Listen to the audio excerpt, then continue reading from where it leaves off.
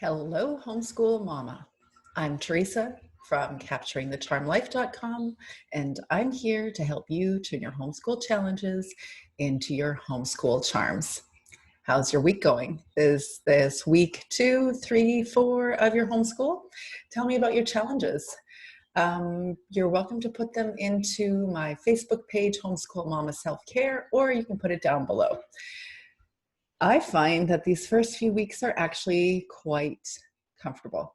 They're usually the exploratory weeks. You kind of take it slowly into homeschooling and it doesn't usually feel overwhelming yet, right? Or how's it going in your house? Let me know. If you've got a question about homeschooling or specifically about our topic today, which is about kindergartners, how do I do kindergarten? And my personal experience from 15 years homeschooling 4 kids, what I would do differently if I had a kindergartner in my home today. But that's what I'm going to talk to you about in a little bit. And if you have any questions about anything homeschool related, you can put it down below and I will definitely get to it in the next video, in our next Zoom chat. My question for you today is, would you prefer a different time for this meeting? Does this coincide with your typical day, your typical routine, or is there a better time? And if there is a better time, let me know. If you would prefer to do Facebook Live instead of a Zoom chat, let me know. Okay, so I'm going to get this day started by doing a little show and tell, which means I'm going to introduce you to a homeschool concept called Read-Alouds. I'm sure it's very surprising when I tell you that the focus or intention of what read aloud means is to read aloud to your kids. We use that concept really just to explain a time in the day when we sit and we read with the kids. I'm going to introduce you to a few books that are both kindergarten and above, different levels, but as I would say to every homeschool mom, who is your child? What are they interested in? And frankly, what are you interested in? Because as homeschool parents, we can incorporate our interests too. So I'm going to introduce you to a few of, 3 bookshelves worthy or worth of books. I have books right across the spectrum.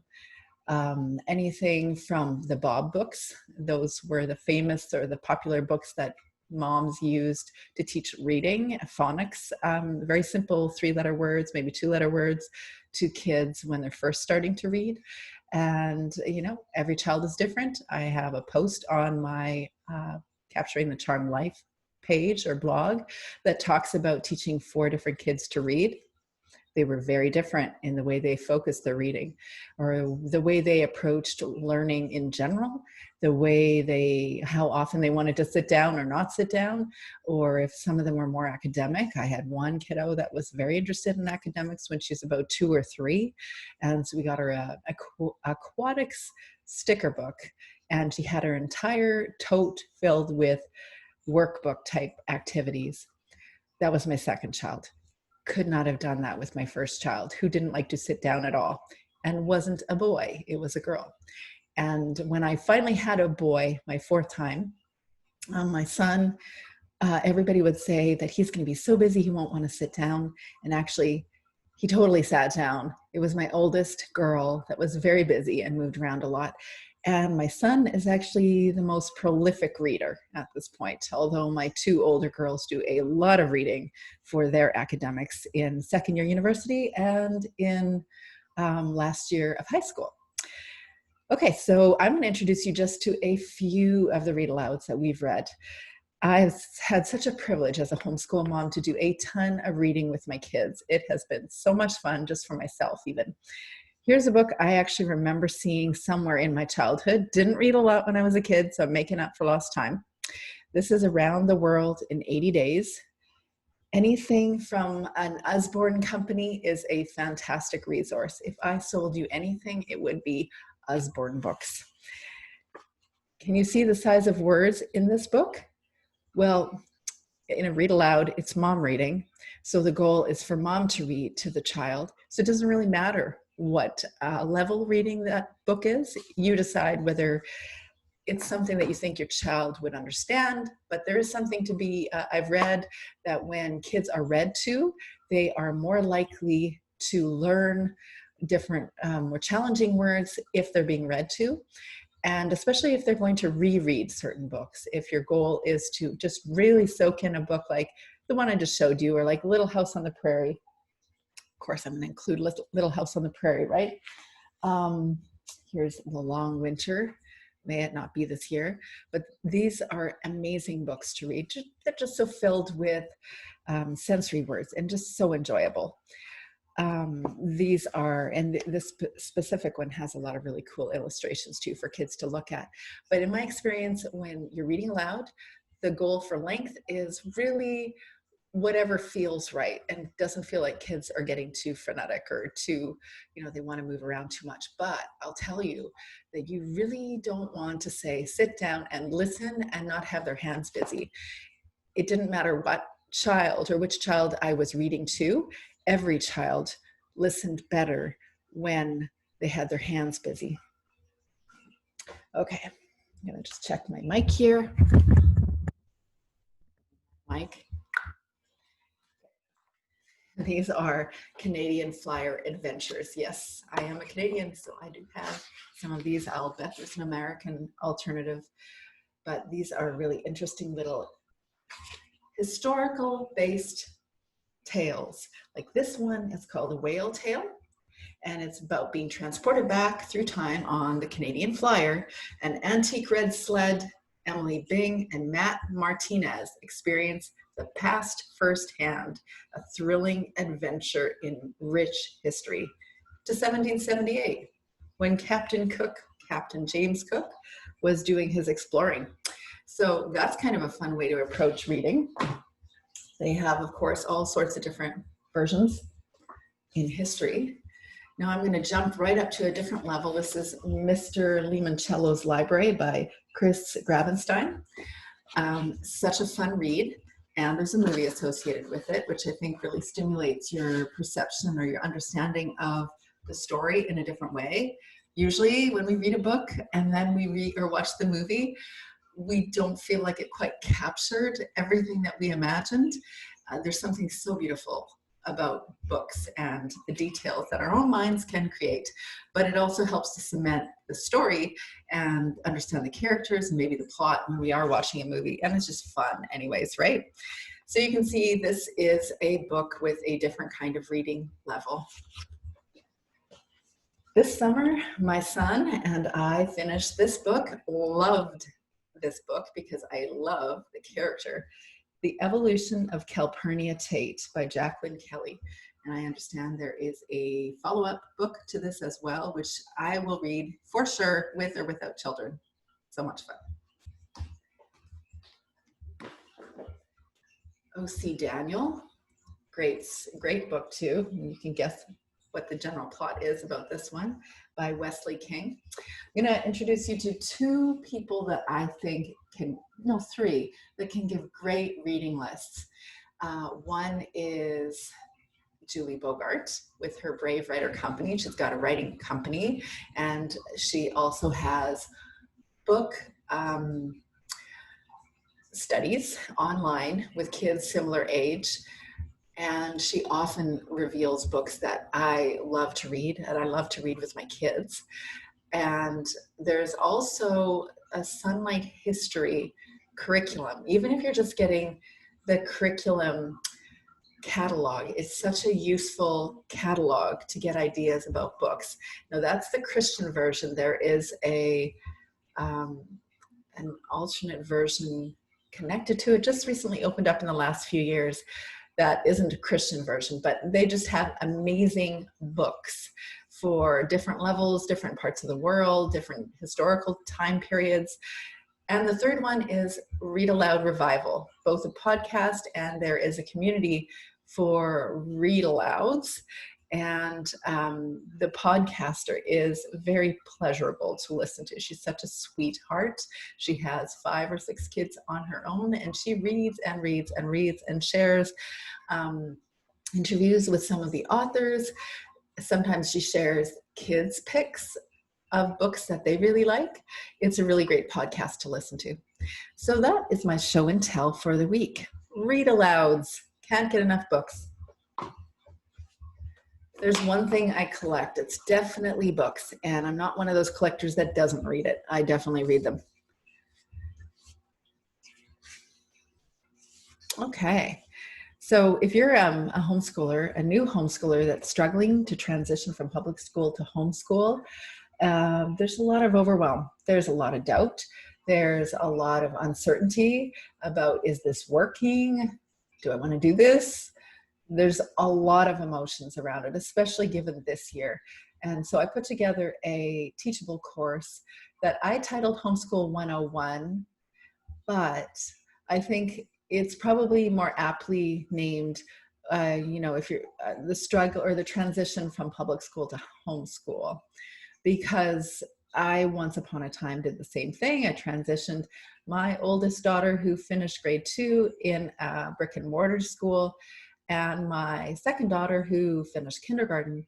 We transitioned into a homeschooled environment, and getting yourself out of the mindset of, we are going to do school today, but in the living room or at the kitchen table, it doesn't work. And if you are 3 weeks in, maybe you know that, maybe you're starting to have this inkling that this isn't probably the best way to approach homeschool or home education. But it definitely can be challenging if you don't let go of conventional school notions. Just anything from testing and grading and having to fulfill all the different learning outcomes in all the different subjects, putting on your teacher hat as a homeschool mom.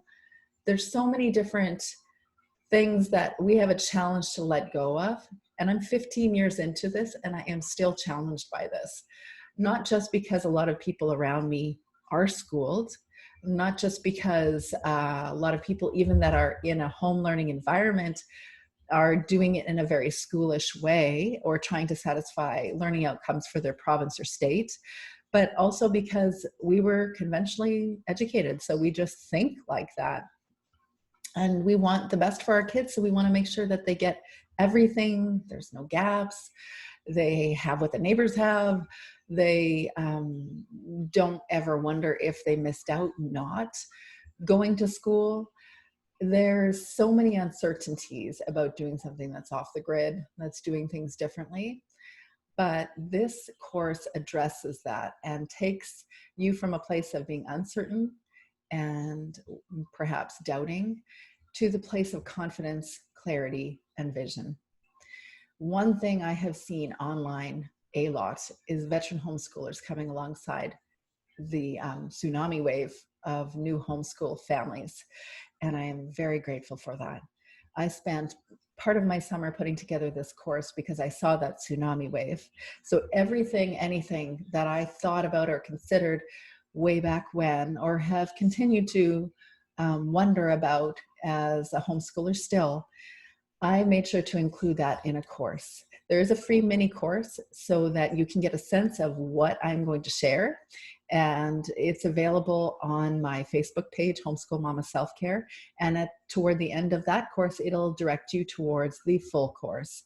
So How to Homeschool 101, or I like to say the transition from public school to high school, and how you can gain clarity, confidence, and vision.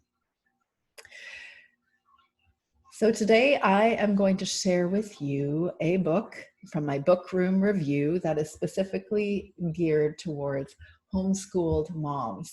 So it's not just our kids that are learning, we're learning too. Whether we're intentional about it or not, we're learning about our children, we're learning about life, we're learning about ourselves, and we're learning about learning. And the people that we learn about learning the most are the people in front of us, especially when we're trying to do school at home and then we discover that our kids are radically different than we thought they were, or they're not engaging the way that we thought they might, or the way that we are comfortable learning, or they're definitely not learning the way the school typically engages. They all do things differently. By the way, you can also have a child that does actually like to learn the way the school learns. I have that child too. It seems like everybody gets at least one of those. And so there are, different learners. They're all different. They all engage very differently. So we can learn it naturally, just like our kids learn naturally. They learn best when they do it naturally, when they're self-motivated. And we can too as homeschool moms. But I have a reading list designed to help you along in learning about learning. And that you also can find on my Facebook page or on my blog, Homeschool Mama Reading List. But I have been reading yet another book by Judy Arnell. It's called Unschooling to University. It is jam-packed with unschooling ideas, unschooling theory, research that supports the unschooled approach, education, lifestyle. I hesitate to suggest that I am an unschooler, although some people would suggest that I am definitely an unschooler because I don't do things like the education system. But there's a lot of the time that I want to script a bit of what the kids are doing, or I book drop instead of name dropping. I book drop. I leave resources or books that I think they might use or that they might be interested in, or maybe I want to suggest, hey, you want to do a little bit of cursive these days so we can clean up your handwriting, or so that it's easier for you to learn how to read other people's handwriting, and also so that grandma can read your letter. So I don't think I'm a true unschooler, but I think I probably am on that path. And I hesitate using that word because I think it has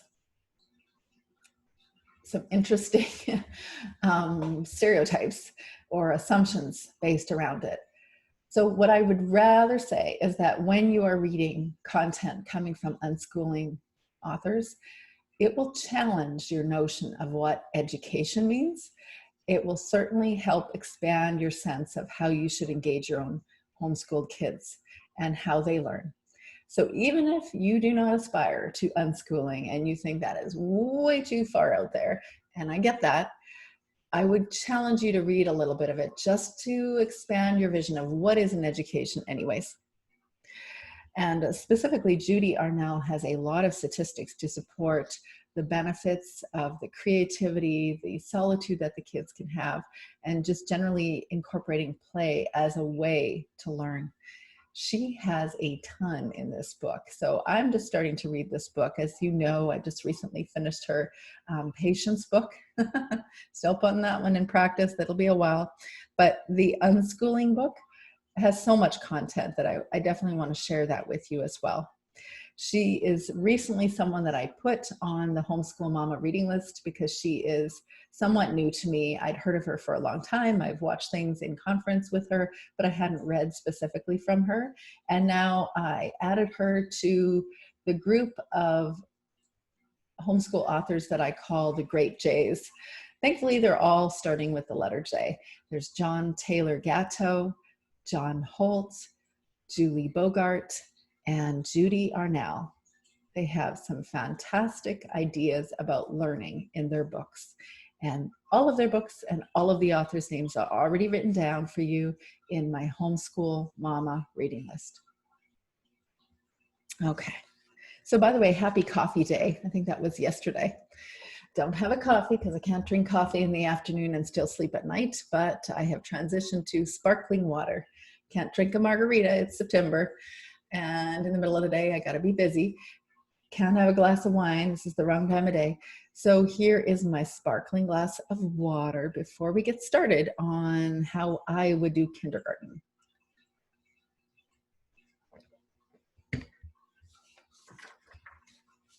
Okay. So kindergarten is a rite of passage, right? Like everybody has been there, done that. It's what we do. It's how we engage, I don't know, that age or that stage of development, right? Everybody assumes you're going to go to kindergarten. Everybody assumes you're going to graduate from high school. Maybe we don't even always assume they go to college, but often families do assume you go to college. But we definitely expect kindergarten. a rite of passage that I definitely participated in. I put my first daughter on the bus at the end of the block, and I didn't even consider homeschooling because I don't think I knew that anybody was homeschooling or that it was a thing. Or if it was a thing, it definitely was not my thing. So I put my daughter on that big yellow school bus that would drive about 15 minutes to her school. And then I marched right back home and got my other two daughters, who were about 4 and not even 2 yet, in their snowsuit or their fall wear. And we got into our minivan and followed that bus to school. I had a camera, probably some sort of digital camera at the time. And I took photos of that school bus all the way to school. Yes, I did. That was me.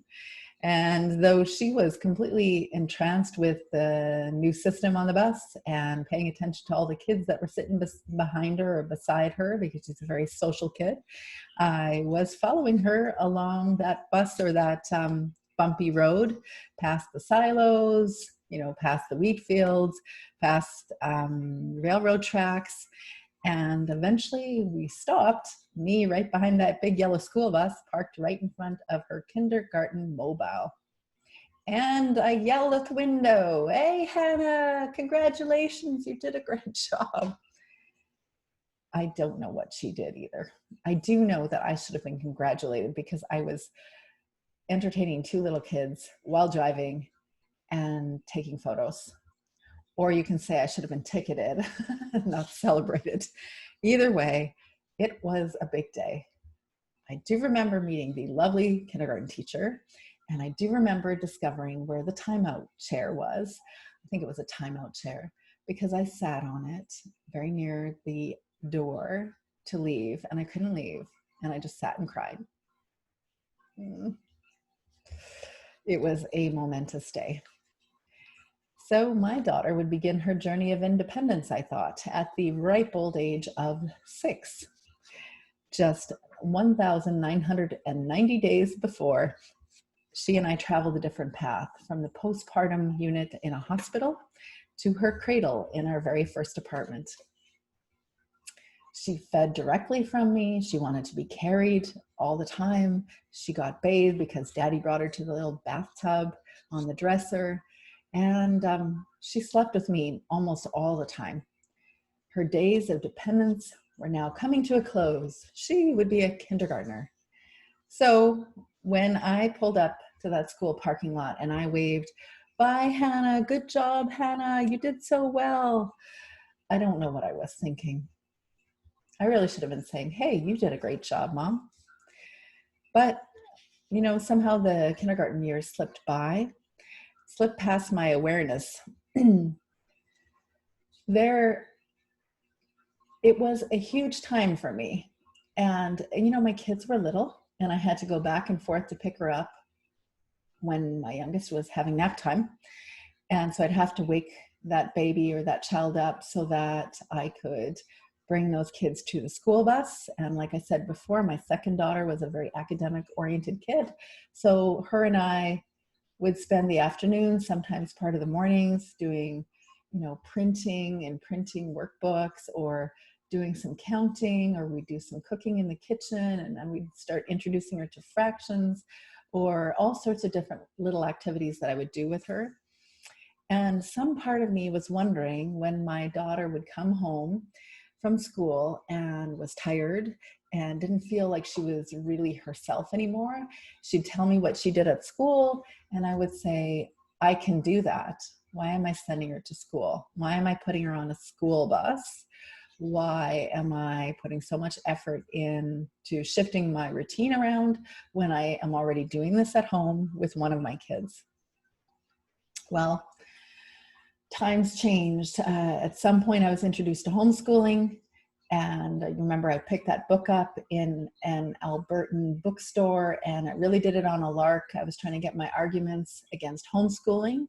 I picked up a book called The Homeschooling Option: Is Homeschooling Right for You? And I knew it was not the right option for me, because who would do that? That is crazy. That is way too much work. and you're supposed to be patient, right? And I knew I wasn't. And by the end of reading that book, by the end of that week, I knew this is something I want to do, both for the academics and for the socialization, and also for the freedom that we'd have as a family. So I completely switched gears in a week. But kindergarten was what you did, right? It was a rite of passage. Well, fast forward to my fourth child, and I remember sitting or having him sit down to get his hair cut at the hairstylist, and she had said something to me about, hey, is he going to kindergarten this year? Well, I was like, he's 4. He's like going to be 5 in November, but he's like too young to go to kindergarten. And to be honest, I hadn't even thought about it because I was so occupied with different activities with my older 2 kids. And so I had to think like how weird it was that the transition, or like the rite of passage that I had for my first daughter and my second, because my second went to kindergarten too at that point, how differently I thought about kindergarten, how differently I even thought about an education at that point. So somehow the kindergarten year slipped my mind. It slipped from my awareness for my youngest child. I wasn't even thinking in grades anymore at that point. I was instead kind of pursuing an education based on that specific child, based on their interest first, and incorporating things that I thought were important as well. Kindergarten is days of play centers and introductions to lining up and bagged lunches and sitting on a carpet listening to a story read by the teacher and sounding out letters and counting manipulatives and reading or resting on blankets at quiet times and swinging on playground equipment at recess, right? Well, I decided to skip the mile drive camera in hand for my fourth child and my third actually. But I'll simply photograph them on the front porch with name signs, which I am still to this day doing.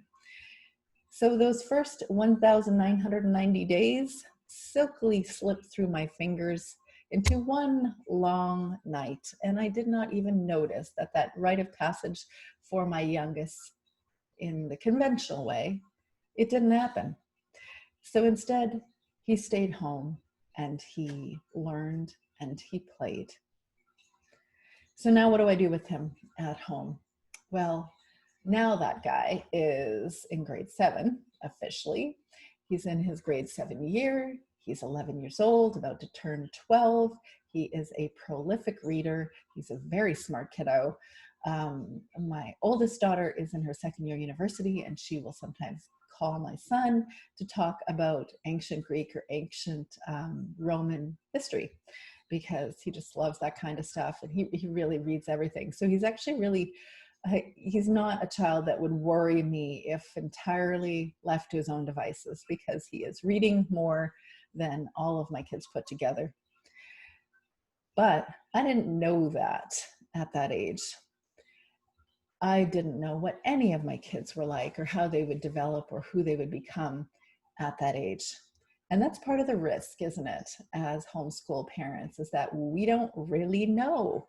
And so sometimes we have to have older, more established homeschoolers like me now say to you, you're going to be okay, homeschool mom, but your kid is going to be great. Okay. You might worry, you might have uncertainties, but your child is going to be great. So now what would I have done with him or with one of my girls in kindergarten if I had a kindergarten age child now? Well, I think of it as pretty simple. First of all, there is no one specific kindergartner that represents every kindergartner. They are a broad spectrum of interests. They have very different ways of engaging other people and also learning. They receive things in differently. There's verbal processors, there's like internal processors, there's very extroverted children, there's very introverted children, there's kids on the spectrum right across the spectrum.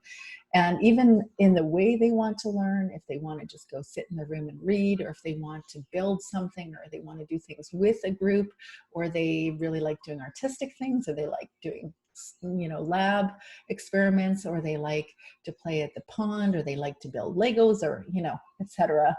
Every child is different. And they also change just to make it all a little bit more challenging. There's no one person that is exactly the same or stays the same. So the best way to engage your child is to first observe your child. Instead of being scripted in activities for your child, first and foremost, pay attention to what they naturally do when you aren't prescribing something. I'm one of those moms that suggests not allowing your child to have screen time all the time. I'm going to hold to that. So if you think wildly different from me, that's your choice. And you get to do what you want to do. And I know other homeschool moms that have been there, done that for a long time that totally disagree with me. I kind of think of screens as candy. So I want to give it at specific times or a little bit at a time. So assuming that there's not screens on, you know, full open usage, I would say watch your child, see what they like to do. Of course, screens can also be part of it. And of course, they also enjoy screens, right? Very few kids don't like screens. Maybe you can tell me someone that doesn't. But if assuming that there aren't screens available all the time, what does your child like to do? How do they like to do it? How do they like to process? Do they need some quiet time in the day? Do they need to be alone? Or do they want to do things together as a group? You get to watch for the first week or month or days and just watch, pay attention, write it down if you need to, what they're actually doing.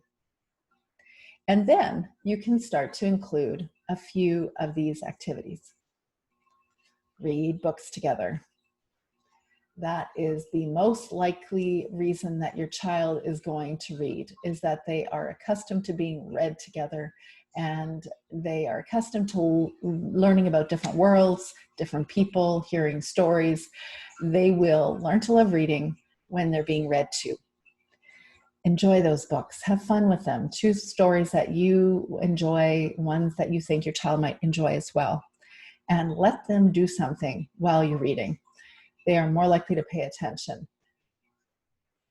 I have one child that is eager to just sit and listen, but everybody else wants to either play Lego or dolls or draw or whatever, but keep their hands busy while you read. And sometimes when the kids get to a certain age where they are reading, although this isn't kindergarten, typically, they can also do the reading, which might give you an opportunity to draw or knit or whatever you like to do. So do read-alouds a little bit every day. What does a little bit mean? It might mean 5 minutes, or it could mean 60. Pay attention to your child.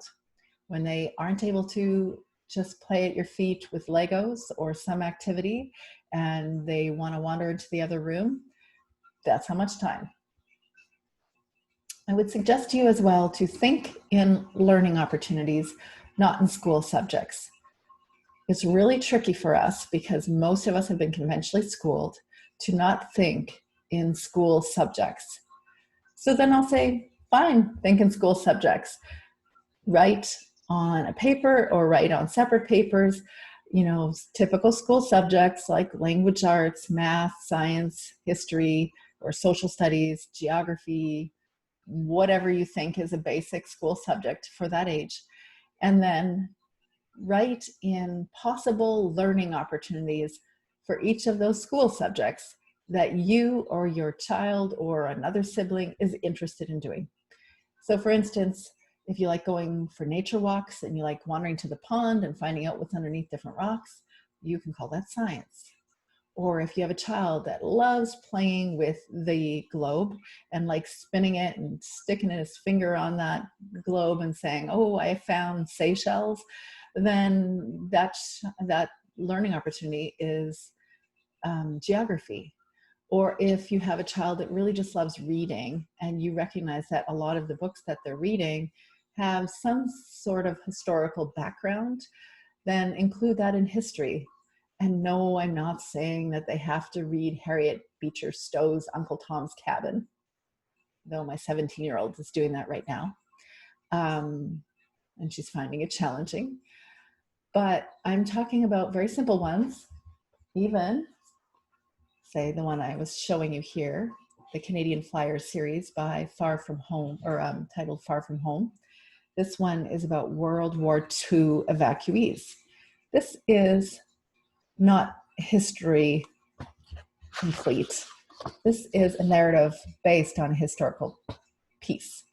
And it will help to compel a conversation about World War II or whichever book you're choosing. But you can think of this as a learning opportunity, specifically in history. So you get the idea of where I'm going with, history or science, or maybe kindergartners are learning to add and subtract. Are they learning to multiply and divide, or are they learning their numbers? Very different depending on the child. But mostly they're at the, identifying numbers, adding, and maybe subtracting. Depends on your kiddo. And so you could do different things with manipulatives. You could say there's 3 brown M&Ms and 2 red M&Ms. You put them together and there's 5 M&Ms. And when mom comes into the house, now there's no M&Ms. So how many M&Ms are there? Or any number of manipulative based activities that help reinforce pretty basic math concepts. Those ideas are still math. It can be fun and still be learning. What about writing? Maybe your child is comfortable printing letters. Maybe they're comfortable drawing with an erasable whiteboard and erasable markers, or maybe they like, rolling alphabet or letters into, from Play-Doh into the alphabet letters.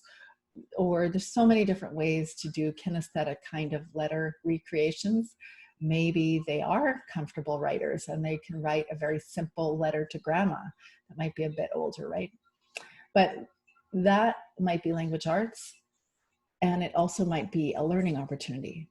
So though I don't want to encourage thinking in school subjects, since I'm 15 years in and I know that I am not going to forget school subjects, then I encourage you just to think in learning opportunities that actually are fulfilling a school subject area.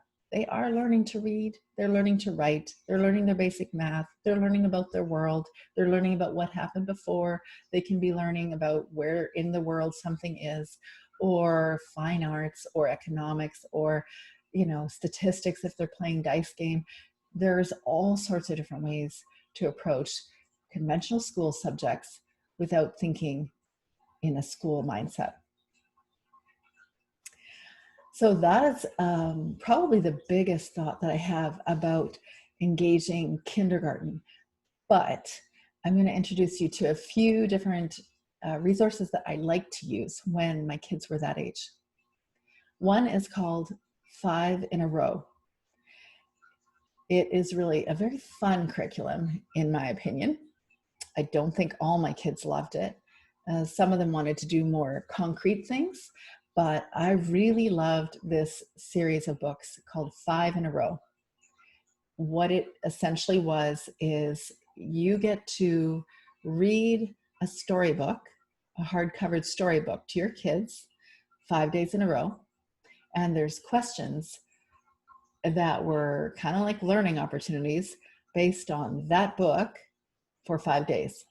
So very simple things, and you can choose as much as you want of those questions or that information as you want to use in that day. It could be just like, hey, do you recognize what country this book is based in, or where the characters were from? Or it could be, write something related to this book. Or, do you want to learn how the illustrations were created in this book? Do you want to draw that?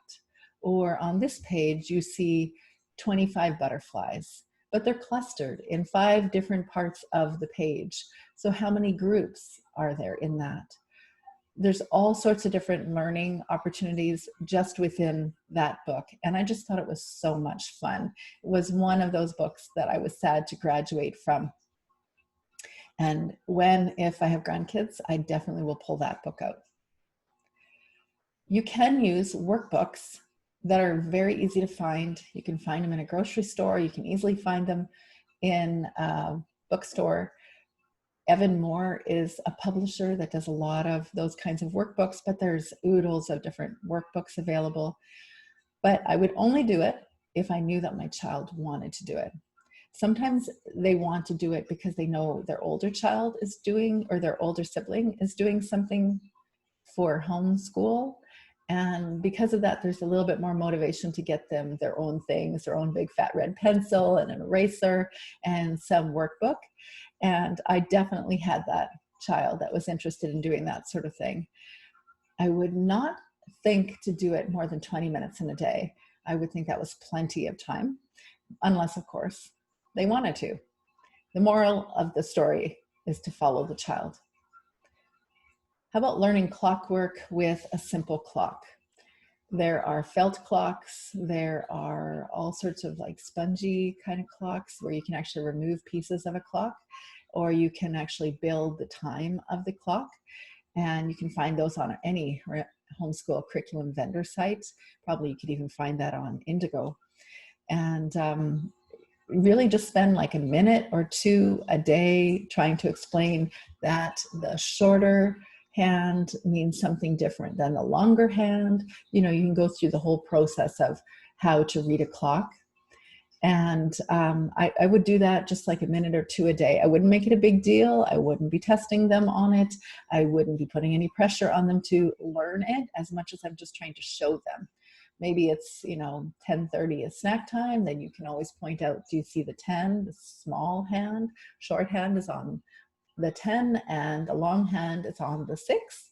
And then explain, how every 5 minutes there is another number, something very simple, whatever fits that child. Because I know that some kids are going to say, yeah, I've got that figured out. And other kids, there is no way that we're even going to sit them down to show that every 5 minutes between 1 and 2 is, another section of time. I know that every child is different, but it is something that I definitely would do with my kids at that age. I would always go outside every day, do some sort of nature walk, maybe get a dog. It's always a good reason to make sure you're outside.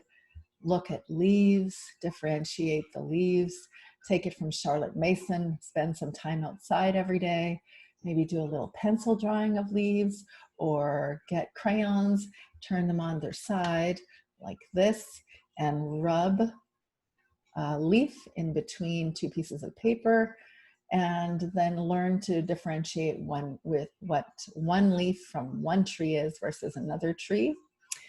Or bird song, recognizing bird song, just sitting outside and trying to figure out what kind of bird is singing that song. Obviously playing at a pond, staring up at the sky, and recognizing different cloud shapes and what different cloud shapes might mean for the next day. Whatever you're doing, just hang out together in nature. Even just the act of doing it, even if they're playing outside on playground equipment and running around, I think it's just soothing and just helps to get all the wiggles out, right? Create a routine and regularly use it. I strongly discourage writing out an hour by hour schedule. It's a great way to get yourself frustrated with not satisfying something that you think is important. Even though a school might run on a schedule, this isn't how we do things at home. Our home isn't a school. We want to incorporate all the comforts of what our homes are and the relationships in the home, and create opportunities for a routine that include things that we want to do on a regular basis. So if that means that you want to do formal type academics or studies, or learning opportunities, then tell yourself that maybe the right time is somewhere between 10 and 11 for a kindergarten age child, or you have really young children, so you know they're going to be napping in the afternoon, then maybe that is the best time. Or maybe the best time is when dad comes home, or when a parent comes home, or you can exchange kids and with another friend, and then you can do it during that time. But you have to maintain a typical routine. It doesn't have to be like clockwork. It's not 100% of the time. There's always flexibility. That's the beauty of home. There really will be flexibility if you choose to approach life that way. You'll be happier if you do. But create a routine of the things you want to include every day. If you know you're normally waking up at 9, don't be scheduling something at 9:30 just because everybody else seems to be doing it. Or if you know that you have a baby at home and you really can't sleep through the night, then you're going to have to give yourself a whole different level of grace and relaxation. I know it's really hard to let go of the idea that my child, who is in kindergarten, the oldest of, say, for me, at the time I had 3 kids. So my oldest was in kindergarten, and then it was about, I think the next one was 4, and then the next one was about a year and a half. And those are just really busy ages. And then I had another baby after that at a certain point too. So it was a lot, and I couldn't have everything running on a tight schedule. I couldn't even include everything that I wanted in my routine. I couldn't maintain it all the time. Your expectations need to alter when you are having little ones in the home. You're tired. You know you're tired. You know that you are less likely to maintain patience throughout your days when you are that tired. You have needs, and you can't ignore your own needs during that time. But maybe this is your opportunity to watch, observe your child, and recognize that your children are really smart, that actually they're pursuing learning all the time, with or without you, with or without a teacher, with or without a workbook, with or without anybody's help. They are pursuing learning. Not necessarily exactly what you might prescribe for them, not necessarily what the school system might prescribe for them, but they are learning. So if you are in that place, then give yourself a break. Accept what is. Try to create as much of a routine as you can, including the things that you want to include in the day, and then let it go. Practice letting it go when it doesn't quite go the way that you want it to. Learn flexibility. By the way, I didn't actually do this stuff back in the day. There's a reason I'm saying or phrasing things the way that I am today about kindergarten and how I wish I'd done it, or how I wish I'd do it now. My expectations were wildly unrealistic with my first child. I remember reading Susan Wise Bauer's book, The Well-Trained Mind, and I read it and reread it year after year. And I definitely remember that first year homeschooling, I was using it. And I can recall my second daughter, who is actually quite academic by nature, saying to me, I think we did too much. Like we had to write out 2 pages of a narrative of everything that we learned in the history reading that day, which was an hour reading. And I did 2 other read-alouds in the day. Yeah. So I expected them to write out everything that they had heard or understood, because that's what Susan Wise Bauer said we should do. And that was a classical homeschool, so we want to do all the right things. So when I'm telling you to learn flexibility, lesson learned.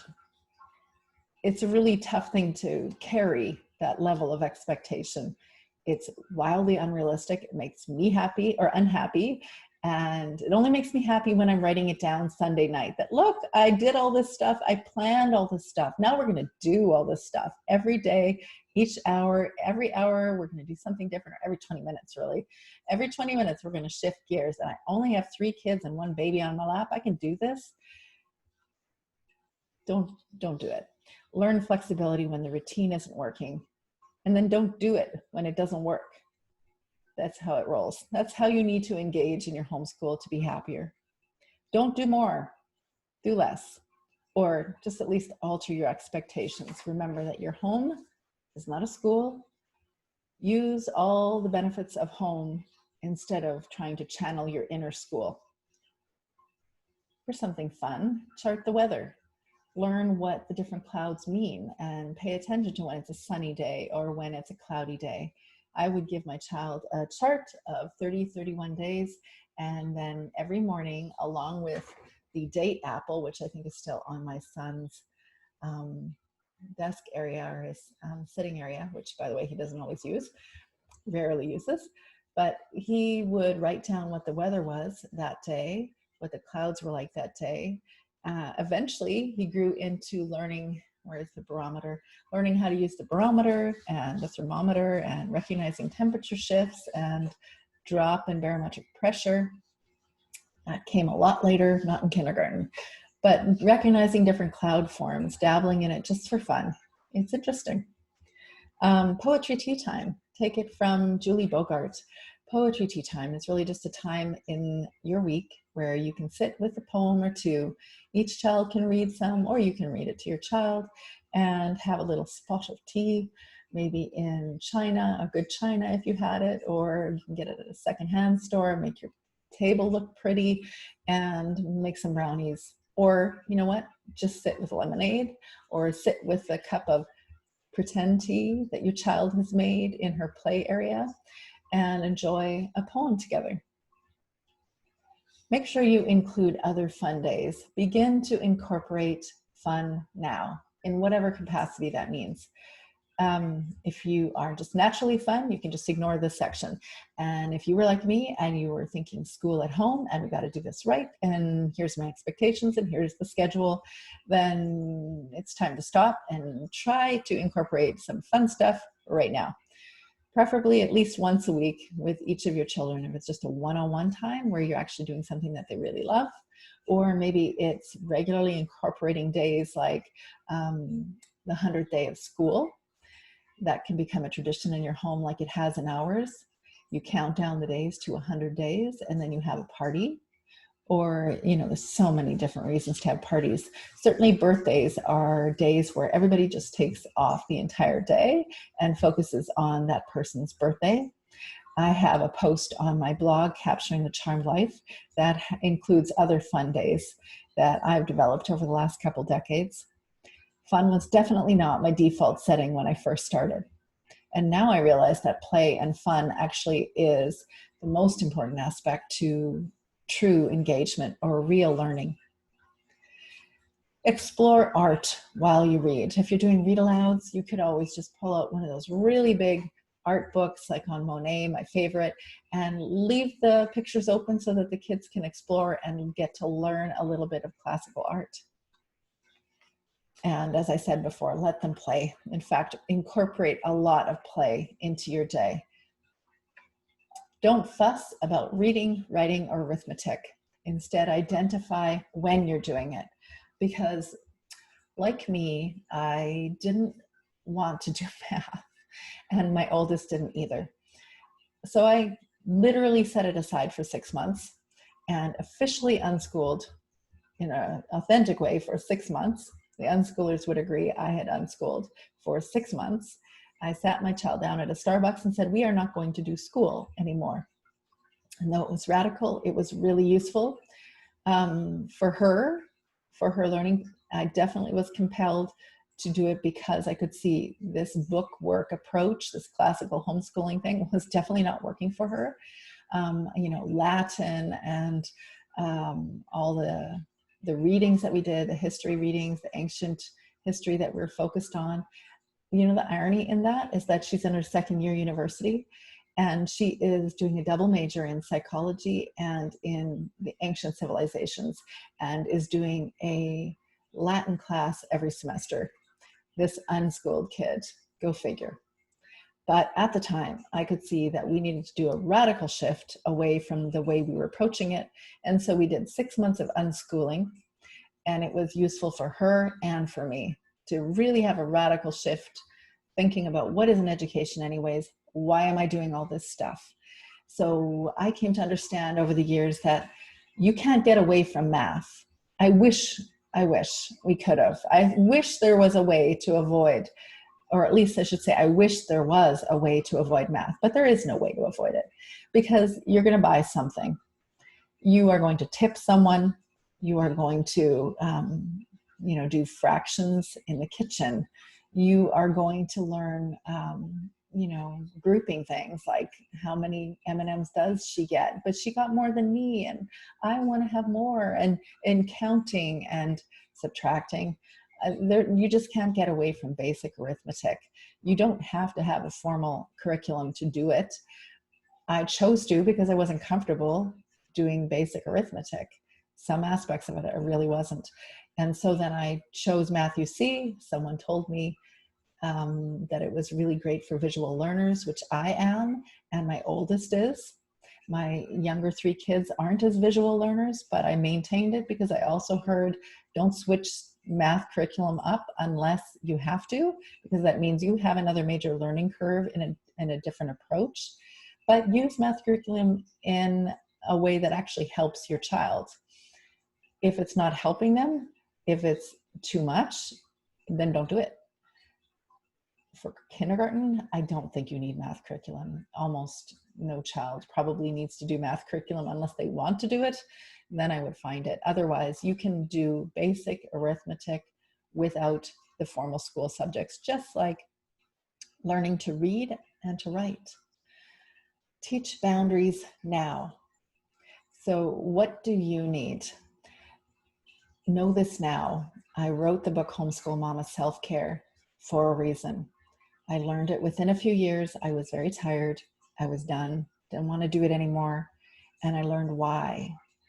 I wanted to homeschool. I just didn't want to feel the way I was feeling. So then I had to recreate how I was doing what I was doing. And one of the things was creating boundaries around the things that I needed, like quiet moments, like being separate from the kids that I wanted to homeschool, like dealing with conflict in a respectful way. Seriously consider what you need and determine what the underlying, determine how you're going to accomplish that. You're going to have to learn to include you in your homeschool eventually, so you might as well start instilling those practices now. Teach them to cook. That's another one that is just a fun memory. All my kids know how to cook.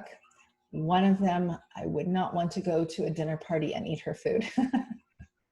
I love her with all my heart, but sometimes when I've gone into the fridge, I thought the thing that she made was a face mask and not real food. Anyways, hopefully she doesn't watch this, but she knows, and I know. And yet she has some incredible gifts that are outside of that. And also luckily her siblings know how to cook.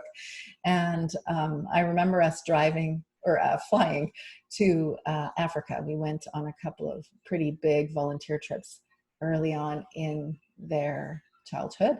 And we didn't come equipped with a library of books, and there was not much to do in a very rural African setting. So they had these tiny little, I don't know if they're MP3 players, something like that. And they had some downloaded videos of cooking shows, like French pastries. I can't even remember the name, but really kind of unusual things, not typical type stuff, but French type pastries. And so they would watch and rewatch that stuff. They had access to flour and some basic ingredients. So they practiced in the kitchen when they had extra time, and they learned how to cook at that time. And on a lot of our trips, we took a lot of different trips around North America and like all over the place. And so whenever we were doing that, they spent a lot of time cooking and practicing cooking. So I can remember even when we were in Inuvik in Northwest Territories, they were learning how to bake bread because we could. And it was actually super expensive when we lived up there. So there were a few ingredients. So they had to learn how to use some pretty basic ingredients. I think one night we actually made muskox balls, like spaghetti and meatballs. So instead of cow, we had muskox, and it did taste exactly like it sounds, musky. Teach them to cook. It's not just good memories, but it actually means it's freeing you up to do other things. And unless you are just enamored with cooking and you just cannot get enough of it, and you know that for the next 2 decades that making 3 meals a day and 2 snacks is like, you can't let that go, then fine. But It's kind of fun to let them cook and discover that they can be better cooks and bakers than you can. But do it in whatever form they're capable. So if they're not ready to pull out the knife and learn how to do knife skills, wait. Definitely know whether or not they're comfortable and safe doing something. I'm going to say incorporate games into your homeschool. We have played all sorts of games. Pretty much any game you can find will have some sort of educational value. And you can find a lot of inexpensive games at the library. You don't have to pay a cent for them unless you have to pay for your library card. And you can also find them at secondhand stores, which is an amazing place to buy books as well. Or, you know, any sort of toys. Read, I think I said that before. Read anything about homeschooling, unschooling, read about learning, read about child development.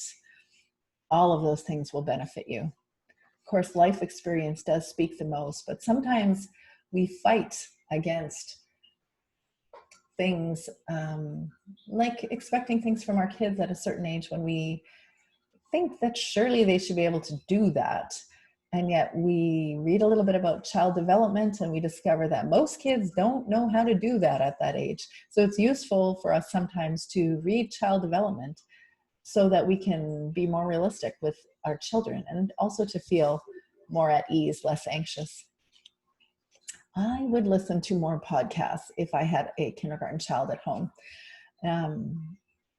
Like Read Aloud Revival, I mentioned that one. Certainly Julie Bogart has a podcast that I think I got to know her like 10 years into homeschooling or 12 years in. She is fabulous. Julie Bogart's podcast and Robin Robertson's podcast on self-directed learning. Honey, I homeschooled the kids. She has amazing guests. I have learned so much from her. Will continue to learn from her in how she interviews people. She's an incredible listener. And I'm going to recommend to you my own podcast as well, Homeschool Mama Self-Care. And last but not least, I'm going to say, have fun. I'd make sure that fun was actually my primary goal. Fun and great memories. I am going to add that it is not going to always be fun. As much as that might be our goal, as much as that might be something that we should shoot for, expect that it won't be. Some days you are going to feel pretty frustrated and you're going to have to learn how to manage that frustration and incorporate strategies so that you learn how to deal with the uncomfortable feelings. Maybe it's frustration, maybe it's loneliness because you haven't built a homeschool community. Maybe you're doubting what you're doing and you really don't have that confidence. Or maybe you just don't even know where you're going with it all. You don't have a sense of vision. All sorts of different possibilities. Make fun your goal, okay? So that is what I wanted to share with you about how I would do kindergarten if I had a new kindergartner in my home. Next week, I'm going to share with you boundaries that I would create or have created around preventing overwhelm in my homeschool world. This week, I'm going to close by sharing with you how you know you're a homeschool mom. You know you're a homeschool mom when you go on a trip away from the kiddos and always return home with pencils and books. Keep it educational. You know you're a homeschool mom when you insist that you all go outside in winter jackets on frozen fallen logs so you can enjoy some time in the great outdoors with your math workbooks in the middle of February. You know you're a homeschool mom when you're listening to the news and begins a half-hour current events discussion. And then, hey, what about history? And where did that happen? Also geography. You know you're a homeschool mom when your kids know to bring their history reading on the half-hour drive to the extracurricular activity. And the historical context will be discussed before they get out of the minivan for piano lesson. You know you're a homeschool mom when your kids' birthday parties include full families. You know you're a homeschool mom when your 14-year-old can independently do the weekly grocery shopping, even paying for it at the till, because they all know your PIN numbers. You know you're a homeschool mom when you get your kiddo to write a resume and cover letter at the age of 15, never too young to have a part-time job. You know you are a homeschool mom when the 12-year-old has started her catering business and invoiced her first customer and is learning about capital costs. She just bought a coffee maker, and loan interest, because we are definitely going to charge her interest. You know you're a homeschool mom when your 9-year-old makes her own sleepover breakfast for her friends. Pancakes and sausages with fruit salad. Yeah. You know you're a homeschool mom when your non-homeschooling friends expect you to arrive at their home en masse, all 6 of you. Actually, I don't think that's always a homeschool mom. There's lots of singletons and doubles out there. But I think it's the industry average, about 4, wouldn't you say? And finally, you realize, or you know you're a homeschool mom when you realize that you'll have 3 kids gone for most of a summer week, and you think to yourself, how do I find classes for the 4th? Even when they are super cute. Thanks for joining me today. Until next time, I hope that you can turn your homeschool challenges into your homeschool charms. Have a great week.